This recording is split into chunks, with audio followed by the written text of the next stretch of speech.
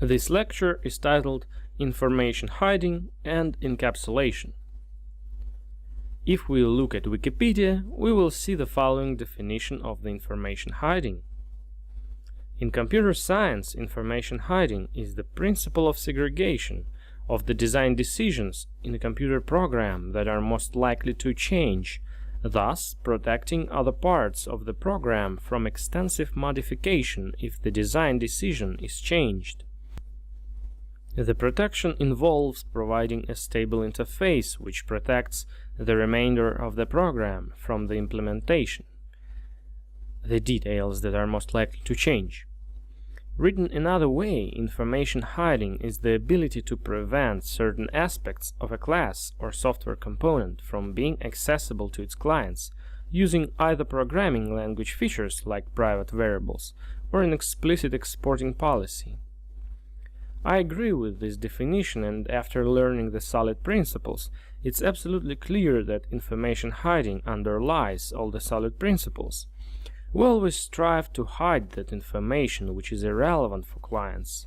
When a client sees what it doesn't need, it makes it more difficult to understand such an API. One of the most popular questions you may hear on interviews is, explain the difference between information hiding and encapsulation. A great number of people confuse these notions. There is a popular opinion that these terms are the same. I don't agree with this statement that information hiding is the same as encapsulation, and here is why. First of all, try to look back and answer to the following question. Do you build your applications on top of reusable components?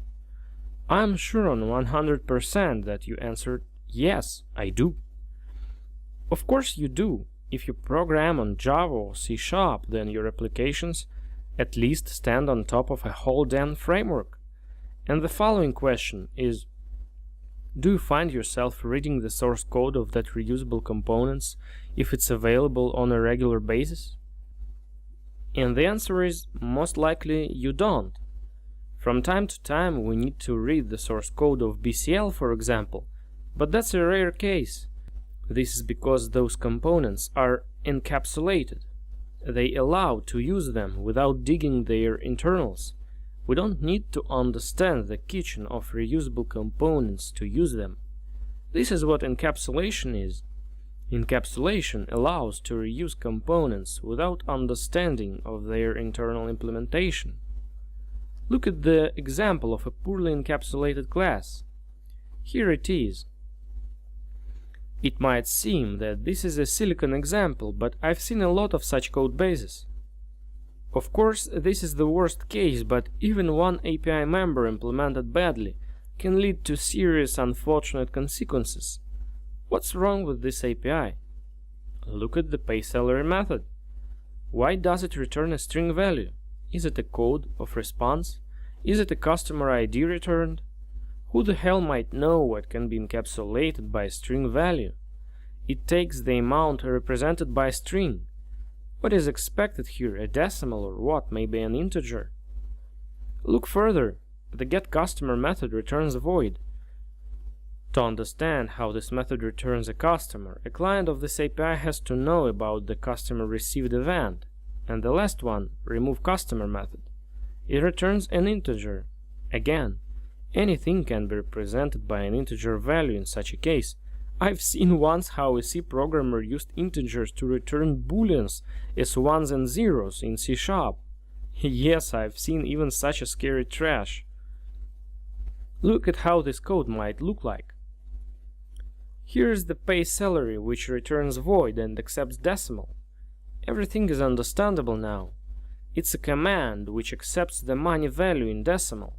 Another option is to return a result monad, which is out of the scope of this course. If you're interested in building robust APIs regarding errors with using result monad, consider to take my course API in C#, the best practices of design and implementation on Udemy. Another method, getCustomer, now returns a customer. Everything is quite clear. Another option is to return a maybe of customer. Maybe is also a so-called monad, which is out of the scope of this course, and if you're interested in building robust APIs regarding nulls, with using the maybe monad, consider to take my course API in C#, the best practices of design and implementation on Udemy. The remove customer can either return void or error result. We use result monad to explicitly state in a signature that the operation may fail. If it returns void, it means that the operation is successful always. This is an example of a good clear API. The intention of encapsulation is to protect the invariance by making invalid states impossible. Command query separation principle is one of the most important principles related to encapsulation. In the end, I want to joke that you should always remember that you should write code so that the reader of your code might be a psychopathic mass murderer who knows your home address. Sleep well, my dear student.